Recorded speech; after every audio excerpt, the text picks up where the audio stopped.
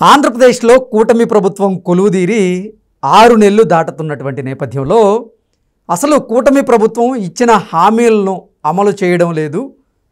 విద్యుత్ ఛార్జీలు పెంచుకుంటా పోతుంది, అలాగే ప్రజలను గాలి కొదిలేస్తోంది అంటూ ఒకవైపు వైకాపా అధినేత జగన్మోహన్ రెడ్డితో పాటుగా వైకాపా నేతలు కూడా తెలుగుదేశం పార్టీ మీద అలాగే కూటమి ప్రభుత్వం మీద ఆరోపణలు చేస్తున్నటువంటి నేపథ్యంలో కూటమి నేతలేమో ఈ 6 నెలల్లో ఆంధ్రప్రదేశ్కి మేము భారీగా పెట్టుబడులు తీసుకొచ్చాము, ఎంతోమందికి ఉపాధి కల్పించబోతున్నామంటూ వారు చెప్తున్నటువంటి నేపథ్యంలో అసలు ఈ 6 నెలల్లో కూటమి ప్రభుత్వం ఎన్ని హామీలను నెరవేర్చింది, అసలు ఈ 6 నెలల పరిపాలన ఎలా ఉంది, నూతన సంవత్సరంలో ఎటువంటి విధి విధానాలతో కూటమి ప్రభుత్వం ఆంధ్రప్రదేశ్లో ముందుకెళ్ళబోతుంది అనేది మనం పూర్తి స్థాయిలో విశ్లేషణ చేసుకునేటువంటి ప్రయత్నం చేద్దాం.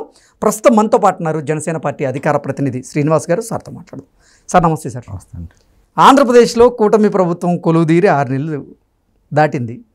ఈ 6 నెలల్లో మీరు ఇచ్చినటువంటి ఎన్ని హామీలను మీరు అమలు చేశారు? ఒకవైపు వైకాపా అధినేత జగన్మోహన్ రెడ్డి అలాగే వైకాపా నేతలు మాత్రం కూటమి ప్రభుత్వం ఇచ్చినటువంటి హామీలను అమలు చేయడం లేదు, ప్రజలను గాలికి వదిలేస్తోంది, విద్యుత్ ఛార్జీలు పెంచింది, అన్నీ కూడా ఇప్పుడు ప్రజలకు చుక్కలు చూపించేలాగా ఉన్నాయి, అసలు చంద్రబాబు గారి పాలన బాలేదు అంటూ జగన్మోహన్ రెడ్డి గారు ఆరోపణలు చేస్తున్నారు. కూటమి నేతలేమో అసలు ఆంధ్రప్రదేశ్లో మునుపెన్నడూ రాని విధంగా పెట్టుబడులను భారీ స్థాయిలో మేము ఆంధ్రప్రదేశ్కి తీసుకురాగలుగుతున్నాం, ఎంతోమందికి ఉపాధి అవకాశాలు దక్కించబోతున్నాం అంటూ మీ నాయకులు చెప్తూ ఉన్నారు. ఏంటి సార్ అసలు ఈ 6 నెలల్లో ఆంధ్రప్రదేశ్ పరిస్థితి ఎలా ఉంది? కొత్త ఏడాదిలో ఆంధ్రప్రదేశ్ అభివృద్ధి బాటలో ఎలా నడవబోతోంది? దానికి కూటమి ప్రభుత్వం ఎటువంటి నిర్ణయాలు తీసుకోబోతుంది అంటే ఏం చెప్తారు? కృష్ణ గారు, ముందుగా మీకు మీ ఛానల్ వీక్షకులకు అందరికీ కూడా నూతన ఆంగ్ల సంవత్సర శుభాకాంక్షలు. సరే, మీరు అన్నారు 6 నెలలు దాటింది మీ ప్రభుత్వం, మీరేం చేయటం, మీరేమో చాలా చేసేసామని చెప్తున్నారు, మీ ప్రతిపక్ష పార్టీ అయితే ఏమీ చేయలేదని చెప్తున్నారు అని అంటున్నారు. దాంతోపాటు చాలా సహజంగా ఉన్నటువంటి వాదన ఎలా వచ్చిందంటే రాష్ట్ర ఖజానా ఖాళీ అయిపోయిందని చెప్పి అన్నారు కదా, మీరు ఆల్రెడీ వాళ్ళు చాలా హామీలు ఇచ్చారు కదా, హామీలు ఎలా నెరవేరుస్తారని కూడా ఒక మాట ఉంది. నేనేమంటున్నానంటే సముద్రం ఎంత పెద్దదైనా సరే కృష్ణ గారు, ఈత కొట్టి చేపకి చాలా చిన్నదే. ఓకే, సముద్రం ఎంత అయినా దానికి అవసరం, దానికి ఈత వచ్చు చేపకే. అలాగే చంద్రబాబు గారికి అనుభవం ఉంది. అయ్యి 4 దశాబ్దాలుగా ఎన్ని ఒడిదుడుకులు ఎన్ని సంక్షోభాలు చూసుంటాడు ఆయన. ఈ రోజున మా కూటమి ప్రభుత్వం వచ్చిన తర్వాత 6 నెలల్లో ఏం జరిగింది, గతంలో 2019లో జగన్మోహన్ రెడ్డి గారు అధికారంలోకి వచ్చినప్పుడు మొదటి 6 నెలల్లో ఏం జరిగింది అని కూడా కంపేర్ చేసుకుంటే మేము రెడీ. అప్పుడు ఏం జరిగింది, ఇప్పుడు ఏం జరిగింది అన్నడానికి. సరే, మీరు రకరకాల హామీలు ఇచ్చారు, 3 పార్టీలు ఏకమైనవి, మరి ఏం నెరవేర్చట్లేదు అన్నట్టుగా మీరు మాట్లాడుతున్నారు. నాకు కొంచెం మీరు సమయం ఇవ్వాలి. నేనేమంటున్నానంటే మా అధికారంలోకి వచ్చిన తర్వాత మేము ఏదో ముందుగా చేసినటువంటి ప్రామిసుల్లో మొదటి సంతకంగా డిఎస్సి మీద సంతకం పెట్టాం. 6 గ్యారెంటీల్లో భాగంగా మొదటి సంతకమే ముఖ్యమంత్రిగా అయిన తర్వాత మొట్టమొదటి సంతకం డిఎస్సి ఫైల్ మీద సైన్ చేశారు ఆయన. సరే, డిఎస్సి ఫైల్ మీద కొంచెం ఎందుకు లేట్ అయింది అంటే, ఇప్పుడు ఎస్సీ కేటగరైజేషన్ జరుగుతుంది, దానికి సంబంధించిన కమిటీ నివేదిక రావాలి. ఖచ్చితంగా ఈ విద్యా సంవత్సరంలో అది అమలు అవుతుంది. దాదాపు 16,000 ఉద్యోగాలకి నోటిఫికేషన్స్ అన్నీ వస్తాయి. సరే సార్, రెండోది, గత ప్రభుత్వాన్ని 11 స్థానాలకి 151 నుంచి 11 స్థానాలకే కూర్చోబెట్టడంలో ప్రథమ పాత్ర పోషించింది ఏదైనా ఉందంటే ల్యాండ్ టైటిలింగ్ యాక్ట్. ప్రజలందరికీ భయం పట్టుకుంది, మన భూమి మనకు ఉండదురా బాబు అని. ఆ భయం తొలగించేలా ల్యాండ్ టైటిలింగ్ యాక్ట్ని రద్దు చేశాం. ల్యాండ్ టైటిలింగ్ యాక్ట్ని రద్దు చేశారు. గతంలో జగన్మోహన్ రెడ్డి గారు ముఖ్యమంత్రిగా ఉన్న సమయంలో ఈ ఏదైతే సర్వే చేయించారో ఆ సర్వే నెంబర్లు కూడా కొన్ని పొరపాట్లు ఉన్నాయి. ఒకరి పేరు మీద రావాల్సినటువంటి సర్వే నెంబర్లు ఇంకొకరి పేరు మీద, ఒకరి పొలం ఇంకొకరికి వెళ్ళడం, ఇంకొకరి పొలం మరొకరికి రావడం, ఇలా చాలా తలకాయ నొప్పులు ఉన్నటువంటి నేపథ్యంలో ఇప్పుడు ఆంధ్రప్రదేశ్ ప్రజలు కూడా ఒకంత తీవ్ర ఇబ్బందులను అయితే ఎదుర్కొంటూ ఉన్నారు. ల్యాండ్ టైటిలింగ్ యాక్ట్ని రద్దు చేసినప్పటికీ ఇప్పుడు అంటే ఎంఆర్ఓ ఆఫీస్కి వెళ్తే అక్కడ క్యూలు కట్టాల్సినటువంటి పరిస్థితి ఉందని, వాళ్ళు ఏదో కొంచెం లంచాలు డిమాండ్ చేస్తున్నారని రకరకాల ఆరోపణలు. నేను చెప్తాను, నేను మంచి చెప్తాను, చెడు చెప్తాను. నేనేమంటున్నానంటే గతంలో జరిగినటువంటి తప్పిదాలు చాలా ఉన్నాయి. మొన్న జరిగినటువంటి మా ప్రజల దగ్గర నుంచి దాని ఏమంటారు నివేదికలు తీసుకున్నాం కదా, నివేదికలు అంటారు, వాటిని ఏమంటారంటే అభిప్రాయ స్వీకరణ తీసుకున్నప్పుడు దాంట్లో ఎక్కువ కంప్లైంట్స్ వినతుల స్వీకరణ చేసినప్పుడు మా పార్టీ కావచ్చు లేదా తెలుగుదేశం పార్టీ వారికి కావచ్చు మాకు వచ్చినటువంటి అనేక ఫిర్యాదుల్లో 70% ఓన్లీ ల్యాండ్ ఇష్యూస్ మీద వచ్చినాయి. మేము రెవెన్యూ సదస్సులు కూడా పెట్టి దాన్ని ఒక్కొక్కటి సాల్వ్ చేసుకునేటువంటి కార్యక్రమం కూడా మేము మొదలుపెట్టాం. నేను అంటుంది 6 నెలల్లో అద్భుతాలు సృష్టించేస్తామని చెప్పట్లా, కానీ ప్రక్షాళన అయితే మొదలుపెట్టాం. మా ప్రభుత్వం వచ్చిన తర్వాత మళ్ళీ మధ్యలో బుడమేరు వరద వచ్చింది. ఆ సమస్య నుంచి ఏ విధంగా ప్రజలను గట్టెక్కించామో, సమస్య పరిష్కారం చూపించాము, ప్రజలందరూ చూశారు. నేను అంటుంది అదేవిధంగా మేము ఇచ్చిన మాట ప్రకారం పెన్షన్ స్కీమ్ ఉంది. 64 లక్షల మందికి గతంలో ఏమన్నారంటే వాలంటీర్లు లేకపోతే పెన్షన్లు ఇవ్వలేరు అనేటువంటి పరిస్థితి నుంచి ప్రభుత్వ ఉద్యోగులతోటే ప్రతి నెల 1వ తారీఖున, ఇప్పుడు జనవరి 1 వచ్చింది కాబట్టి 31వ తారీఖునే నిన్న ఒక్కరోజులో 95% కంప్లీట్ చేశారు. ఇచ్చేటువంటి కార్యక్రమం పెంచినది గత బాకీలతో సహా పెంచిందంతా ఇచ్చుకుంటూ వెళ్తున్నాం. తర్వాత గత ప్రభుత్వంలో ఏదైతే పేదలకి అన్నదానం భోజనం చేసేది అన్న క్యాంటీన్లు ఆయన మూసేసాడో అన్ని 198 అన్న క్యాంటీన్లు ఓపెన్ చేసి మళ్ళీ పేద ప్రజలకి 5 రూపాయలకి ఉచిత భోజనం చేసేటువంటి కార్యక్రమం కూడా మొదలుపెట్టాం. తర్వాత ఏదైతే యువత ఉందో వాళ్ళకి కేవలం 2.5 లక్షల ప్రభుత్వ ఉద్యోగాలు భర్తీ చేస్తారని చెప్పినటువంటి జగన్మోహన్ రెడ్డి 2.5 లక్షల మందికి యువకులకి 5,000 ఇచ్చి వాలంటీర్ ఉద్యోగాలు ఇచ్చి మేము ఉద్యోగాలు కల్పన చేసేసామని చెప్పాడు. మేము 5,000 తోటి ఆ యువతను అక్కడతో ఉంచడం కాదు, వాళ్ళకి ఒక 25 ఏళ్ల భవిష్యత్తు ఇవ్వాలని చెప్పేసి వాళ్ళు అనేకటువంటి నైపుణ్యాలు ఉంటాయి, ఆ స్కిల్స్ అన్ని తీసి వాళ్ళకి ఉపాధి అవకాశాలు కల్పించాలనే ఉద్దేశంతో స్కిల్ సెన్సెస్ కూడా స్టార్ట్ చేసాం. మేము మీరు ఏం చేశారు అని అంటారు. అన్నిటికంటే ముఖ్యంగా ఇంకా అమరావతి ఏదైతే రాజధాని విషయంలో 3 ప్రాంతాల మధ్యన చిచ్చు పెట్టకూడదనే ఉద్దేశంతో మేము అమరావతికి ఒప్పుకుంటానని చెప్పినటువంటి జగన్మోహన్ రెడ్డి గారి ప్రతిపక్ష స్థానంలో అధికారంలోకి వచ్చిన తర్వాత అమరావతిని ఆ ప్రాంతాన్ని శ్మశానం అన్నారు, ఎడారి అన్నారు, రకరకాల లేకపోతే రాష్ట్రంలో మొత్తం పెట్టుబడి తీసుకొచ్చి అక్కడ పెట్టేస్తున్నారు అనేటువంటి మాటలు మాట్లాడారు. దాన్ని ఆ ప్రాంత ప్రజలతో పాటు ఎవరైతే 3 రాజధానుల ప్రాంతాల్లో ప్రజలు కూడా తిప్పికొట్టారు. ఈ రోజున అమరావతికి కేంద్ర ప్రభుత్వ సహకారంతో, లేదా వరల్డ్ బ్యాంక్ సహకారంతో, ఏడీబీ సహకారంతో మళ్ళీ ఈరోజు అమరావతి ప్రాంతం కళకళలాడుతుంది. అక్కడ అడవి లాంటి ప్రాంతం ఈరోజు ఫ్లడ్ లైట్ వెలుగుతో కార్యక్రమాలు జరుగుతున్నాయి. అదే తర్వాత పోలవరం రాష్ట్రానికి జీవనాడి అన్నారు. జగన్మోహన్ రెడ్డి గారు ప్రతిపక్ష నాయకుడిగా ఉన్నప్పుడు ప్రజల్లోకి వెళ్తే ఏమన్నాడంటే కేంద్ర సహకారం చేయకపోతే రాష్ట్ర ప్రభుత్వం కట్టలేదా, రాష్ట్ర ప్రభుత్వం చేతకాంతనమా అన్నారు. అదే కాకుండా ఇంకో మాట కూడా అన్నారు, 55,548 కోట్లు అడుగుతున్నాడు అయినా చంద్రబాబు అడిగాడు, విపరీతంగా దోసేస్తున్నారు ఏటీఎం కింద అని చెప్పేసి కూడా మాటలు వచ్చినాయి. జగన్మోహన్ రెడ్డి గారి అధికారంలోకి వచ్చిన తర్వాత వాళ్ళ నాయకులతోటి కేంద్రం వెళ్ళి మాకు అదే 55,548 కోట్లు కావాలని కేంద్రాన్ని కోరారు. నెంటది మరి మోసం జరిగిందంటే మీరు తక్కువకి అడగాలి కదా. సరే పోలవరం గురించి 2021 డిసెంబర్, 2022 డిసెంబర్, 2023 డిసెంబర్ అనేక రకాల మాటలు చెప్పి అంతకుముందు 72% పూర్తయిందని వీళ్ళకి హయాంలో 3% కూడా పూర్తి చేయలేకపోయిన పరిస్థితి. సరే ఆయన కరోనా ఏదో రకరకాల కారణాలు చెప్తారండి. నేనంటుంది పోలవరం ఈ రోజున దాదాపు 12,157 కోట్లు ఆల్రెడీ కేంద్ర ప్రభుత్వం ఇచ్చింది. మా ఎస్టిమేషన్ ఏదైతే ఉందో 55,548 కోట్లకి అది కూడా సాధించేలాగా కార్యక్రమాలు చేసేలాగా ఇప్పుడు డయాఫ్రామ్ వాల్ కార్యక్రమాలు కూడా ఇప్పుడు మొదలు పెడుతున్నాం. తర్వాత రోడ్ల పరిస్థితి, మీరు గత 5 సంవత్సరాలు ఎటువంటి పరిస్థితి ఏర్పడిందంటే రోడ్ల మధ్యలో గుంతలు కాదు, గుంతల మధ్యలో రోడ్లు ఎత్తుకోవాల్సినటువంటి పరిస్థితి ఏర్పడింది. మీకు ఉదాహరణ, పక్కన ఉన్నటువంటి రాష్ట్రాలు తెలంగాణకు సంబంధించి ప్రజాప్రతినిధులు కేటీఆర్ గారితో సహా రోడ్డు సాఫీగా వెళ్తుంటే ఆ తెలంగాణ రోడ్డు, ఎక్కడైనా గుంతల రోడ్డు స్టార్ట్ అయిందంటే అది ఏపీ రోడ్డు అనేటువంటి మాటలు కూడా చాలా ఎన్నికల ప్రచారంలో భాగంగా చేశారు. ఈ రోజున దాదాపు 860 కోట్ల 81 లక్షలతోటి 19,911 కిలోమీటర్లు రోడ్లు, అది కూడా సంక్రాంతి నాటికి ఒక పల్లె పండుగ కార్యక్రమంలో చేయాలి, గుంతలు పొడ్చాలి అనేటువంటి కార్యక్రమం మొదలుపెట్టాం. దాదాపు పూర్తి చేస్తాం, కొంచెం పెండింగ్ ఏమైనా ఉన్నా జనవరి నెలాఖరికి కానీ కంప్లీట్ అయ్యేలాగా ప్రణాళిక చేసుకుంటున్నాం. డోలీ మూతలైనటువంటి రాష్ట్రంగా మా పవన్ కళ్యాణ్ గారు కూడా మనం చూశారు. అసలు గిరిజన ప్రాంతాల్లో డోలీల మూతలతో వెళ్ళేటువంటి పరిస్థితి నుంచి అక్కడ నిధులు కేటాయించడమే కాకుండా శంకుస్థాపన కూడా చేసుకుంటూ వచ్చాం. తర్వాత అదేవిధంగా పంచాయతీలు, గత 5 సంవత్సరాల్లో పంచాయతీలు అంతా నిర్వీర్యమైపోయినా మనకు తెలుసు. 15వ ఆర్థిక సంఘం నిధులు అలా రావడం, కరెంటు బిల్లు కింద వాటి కింద కట్ చేసుకోవడం, ఎప్పుడు జమ అయినదో తెలియదు, ఎప్పుడు ఖర్చు అయిపోయినదో తెలియదు. పంచాయతీలు నిర్వీర్యం అయిపోయినాయి. ఈ రోజున పంచాయతీలు కలకలాడుతున్నాయి. మన ఆగస్టు 15 నిధులు కేటాయించడం అన్నీ చూశారు కదా మీరు అన్నీ. ఆ విధంగా పంచాయతీలు వారి నిధులు వాళ్ళకి కేటాయించేటువంటి కార్యక్రమం చేస్తున్నాం. పర్యావరణం మీద దృష్టి పెట్టాం, కాలుష్యం మీద దృష్టి పెట్టాం. తర్వాత ఈ బ్రాహ్మిన్స్ ఎవరైతే ఉన్నారో దేవాలయాల్లో ఉన్నటువంటి పూజారులకి వాళ్ళకి జీతాలు పెంచాం.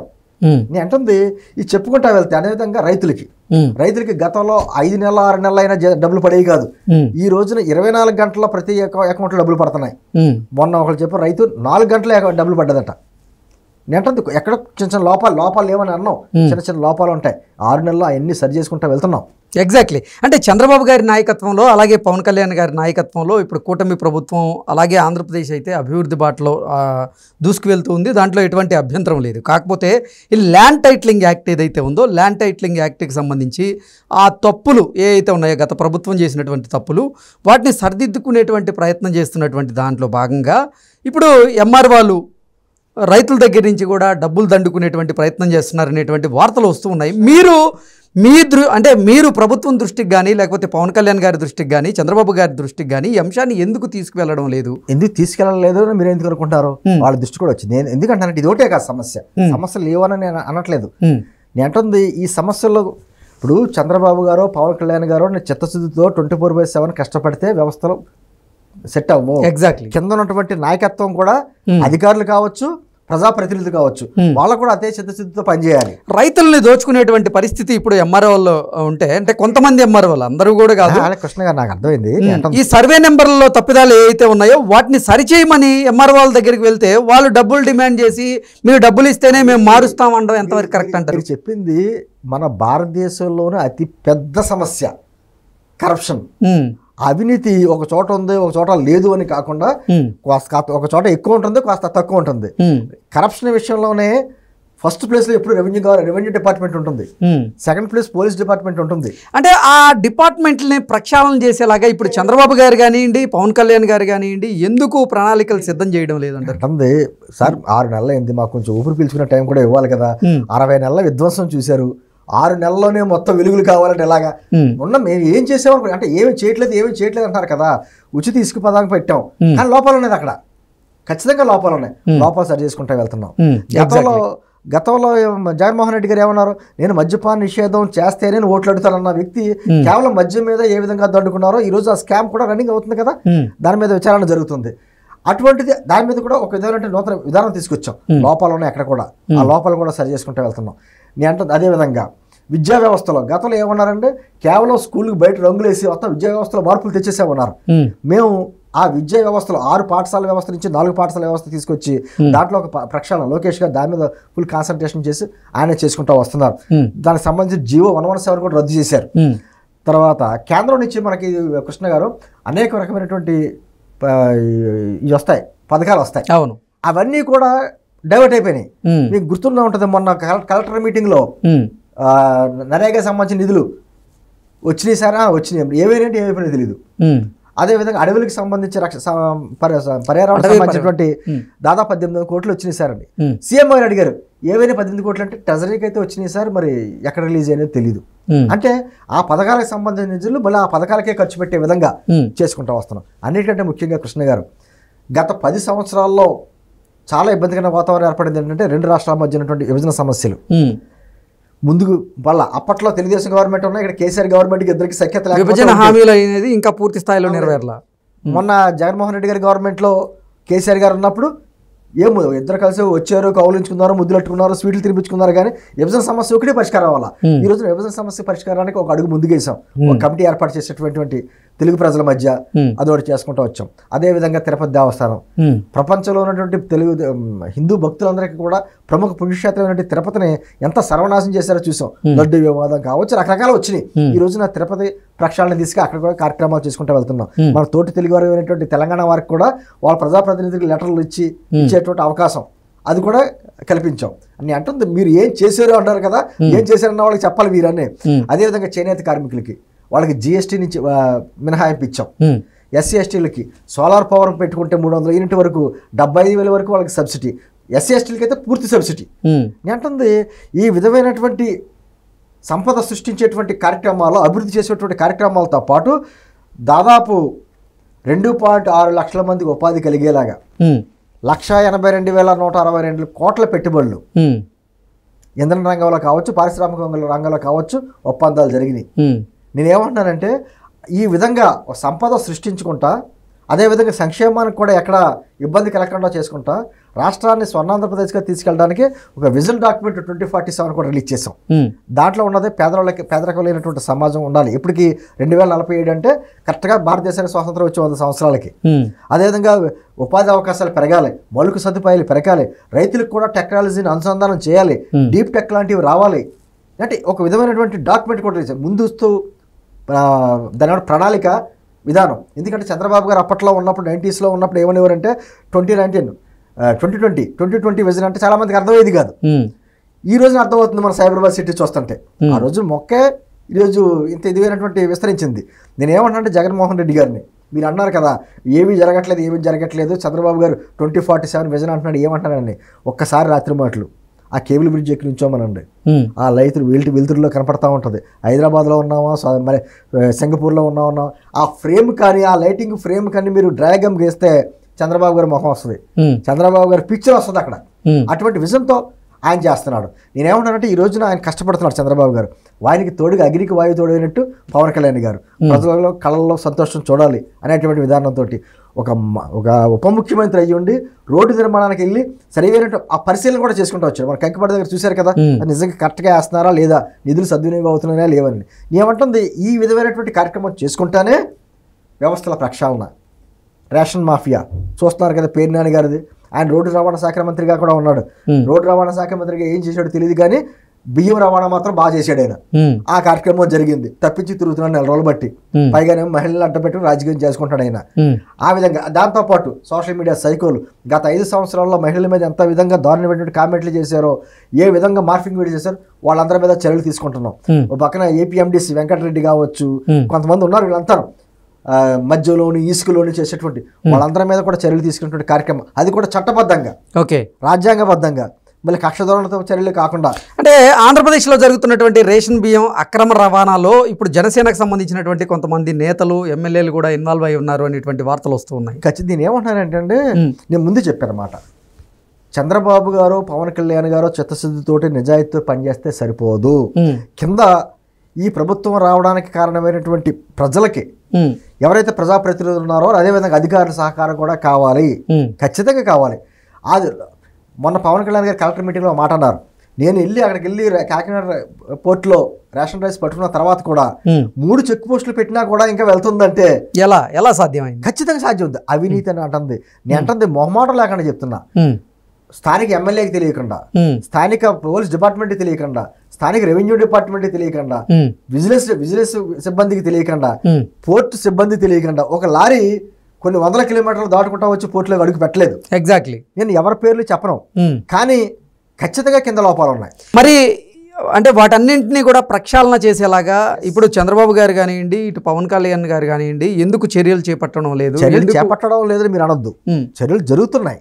అంటే ముందు ఆరోపణ వచ్చిన వెంటనే వాళ్ళని బయట పాడేయడం కాదు, ముందు వాళ్ళకి ఒక వార్నింగ్ అంటే ఇవ్వాలి, ఒక అవకాశం ఇవ్వాలి, సరిదిద్దుకోవాలి.